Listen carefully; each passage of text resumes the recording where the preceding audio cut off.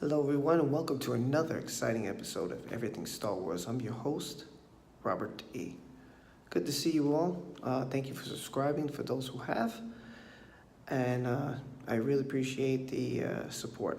Today, we're going over who are the characters in Solo, a Star Wars movie. We're going to go over 4 characters. We're going to go over Qi'ra. We're going to go over L337, which is Lando's droid. We're going to go over Beckett, and I think the last one we'll go over is Val. All right, if you haven't seen part 1, it'll be in the description below. Don't forget to subscribe and hit the notification button, the little bell, so that you will be known. It will be known when I send you upload another video, and you'll hear more Star Wars content. Okay, so let's get into it. So Qi'ra was on the streets, making her way as best as she could on Corellia. Running with a street kid named Han, she was determined to move up in the world and gain status and reputation. As she got older, Qi'ra had grown into an independent young woman, clever and calculating, with a sophisticated edge. She is a secretive woman of the shadows, but who she really is hidden away and visible only to those she trusts. When her path crosses with Han once again, Qi'ra is destined to become an influential force in the life of the young smuggler. By the way, these are not spoilers. This is just to tell you about the characters. That's all, to give you some understanding. So when you see the movie, if you're seeing the movie, you will basically you'll get a good grip of who they are. And I think it's always good to have at least a little background going into the movie, because in Rogue One, a lot of people were like, I don't know who these people are. Now, that information was based on Star Wars Insider. I'm going to give you a little paragraph on the internet, and then I will go over the next character. Okay, Qi'ra is deeply embellished in a life of crime as a member of a street gang on Corellia. She's calculating, ambitious, and she puts her early life behind her as she uses all her wits to move up in the status within a prominent criminal organization. So it gives you an idea of what's going to happen to her, at least. So now we'll go over Lando's droid, which is L337. L337 is a self-made droid. L337 has cobbled herself together using an assortment of components and astromech's protocol droids and countless other robotic sources, devising her own form and function to become something quite unique and an impressive AI to match. L337 is Lando Calrissian's navigator and co-pilot. Her programming makes for an spirited and somewhat electric companion, who cares deeply about droid rights. And it's pretty big in the movie. She does care about droid rights, so just to let you know. It may seem odd, but she has her own kind of personality. She put herself together. With a mind of her own, after all, she built it.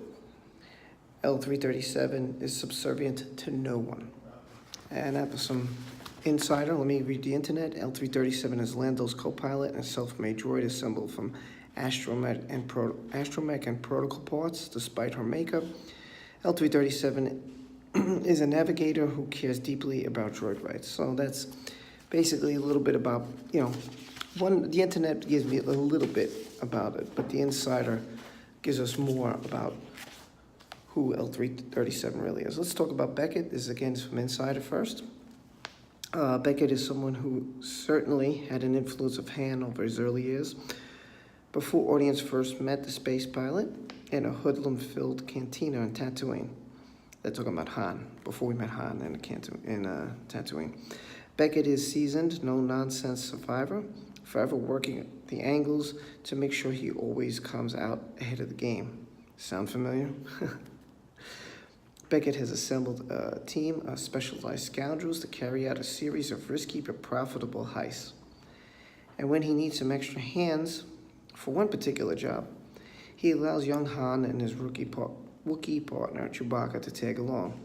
If it comes down to a fight, Beckett is happy to take on his enemies in hand-to-hand combat as he is to blast them to smithereens using the pair of mismatched blasters that are never far from his side. So, he sounds like a pretty kick-ass guy. And from, by the way, this is Woody Harrelson playing his character. And this is from the internet. That was from Insider. From the internet is, there is no question Beckett is a survivor. He's seasoned in all business. Beckett quietly works out all the angles to come out ahead. He's put together a team of specialized thieves to carry out a risky but profitable heist, which he carefully plans and executes. So pretty much this, I think they're pretty much the same what's being said on the internet and about the Insider.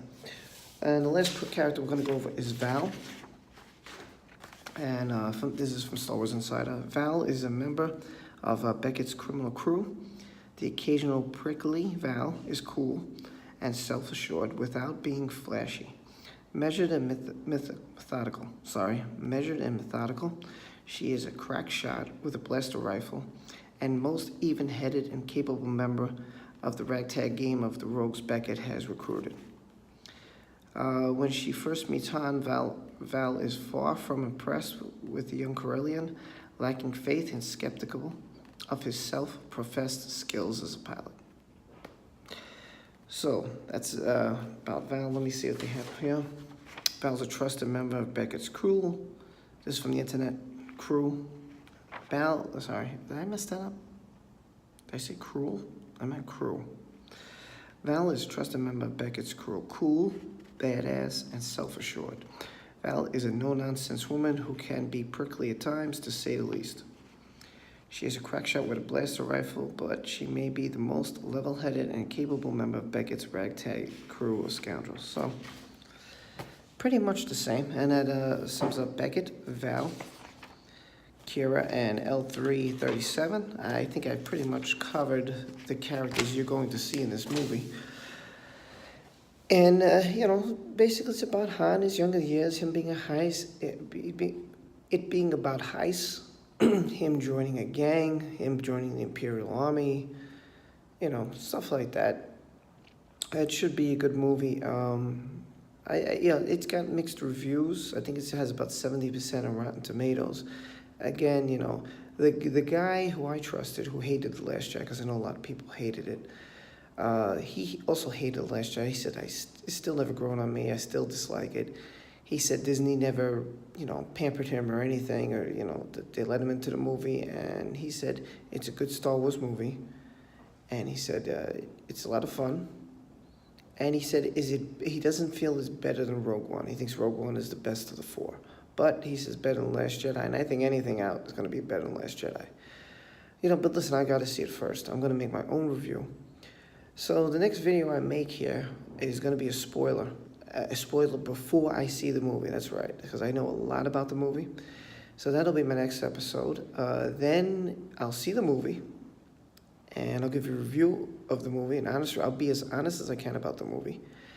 And then I'll tell you the whole thing, from the beginning to the end, as far as I can remember it. So that'll be the next 3 videos this week. Again, thank you for being a part of everything Star Wars. I really appreciate it. This is for my buddy, John Valentine. John, this is for you. My name is Robert Delavas, and I do this for all of us in the Star Wars community. That's right. This is Rob for Everything Star Wars. Please leave a comment. Please like. Please share. Subscribe. And you could always click the notification, the little bell down below. Again, I plan on bringing you much more Star Wars content in the future, and also about Disney parks and probably other topics too I might jump in here with. Again, I hope you have a great day, and may the Force be with you.